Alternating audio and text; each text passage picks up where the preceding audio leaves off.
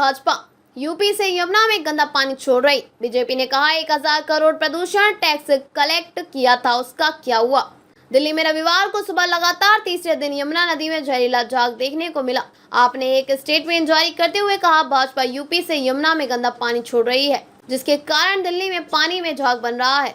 एक तरफ दिल्ली में आप वार्ड लेवल पर प्रदूषण से निपटने में लगी है, वहीं दूसरी तरफ भाजपा गंदी राजनीति कर रही है। इसके जवाब में ईस्ट दिल्ली से भाजपा सांसद हर्ष मल्होत्रा ने कहा, आप सरकार ने 1000 करोड़ रुपए प्रदूषण के टैक्स के रूप में कलेक्ट किए थे। आतिशी को बताना चाहिए कि उस फंड का क्या हुआ। अब जब यमुना का पानी दिल्ली में आता है तब इसका ऑक्सीजन लेवल 9 रहता है, जब दिल्ली से निकलता है तब ऑक्सीजन लेवल 0 हो जाता है। दिल्ली में अलग अलग ड्रेनेज पॉइंट पर मौजूद ड्रेनेज प्लांट काम नहीं कर रहे। अरविंद केजरीवाल सरकार ने यमुना की सफाई को लेकर सिर्फ झूठ और भ्रम फैलाया है। उपराज्यपाल ने यमुना की सफाई के लिए एक कदम उठाए तो केजरीवाल सरकार ने रोकने के लिए सुप्रीम कोर्ट का दरवाजा खटखटाया। केजरीवाल ने कहा कि वे 2025 तक यमुना नदी पूरी तरह से साफ कर दी जाएगी। जब लोग यमुना नदी के पानी में छठ पूजा का त्योहार मनाएंगे तो उन्हें किन बीमारियों का सामना करना पड़ेगा।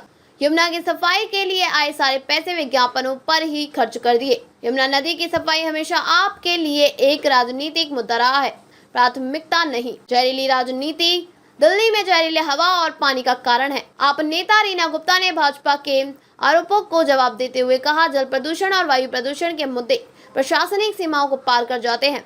हरियाणा में पराली जलाने की घटनाओं में 30% और उत्तर प्रदेश में 70% की वृद्धि देखी गई है। पंजाब में पराली जलाने की घटनाओं में 30% की कमी देखी गई है।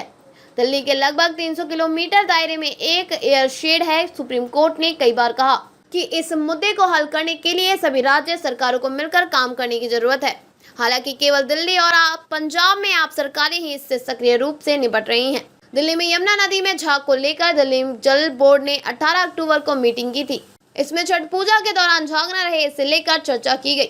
दरअसल हर साल ओखला के कालिंदी कूज में बैराज पर छठ पूजा के दौरान नदी में डुबकी लगाने के लिए सैकड़ों भक्त आते हैं। बैठक में भाग लेने वाले एक अधिकारी ने कहा कि क्या कि छठ पूजा से पहले और उसके दौरान ओखला बैराज के डाउन स्ट्रीम में पोर्टेबल एंटी सर्फेक्टेंट स्प्रिंकलर लगाया जाएगा। वहीं कालिंदी कुंज में नदी और नालों के तल को साफ करने का काम किया जाएगा। यमुना नदी में जहरीले झाग को लेकर एक्सपर्ट्स का कहना है कि इसमें अमोनिया और फास्फेट की मात्रा बहुत ज्यादा है, इससे स्वास्थ्य को गंभीर नुकसान पहुंच सकता है। छठ पूजा जैसे प्रमुख त्योहार नजदीक आ रहे हैं, इस दौरान जहरीले झाग की वजह से दिक्कत हो सकती है।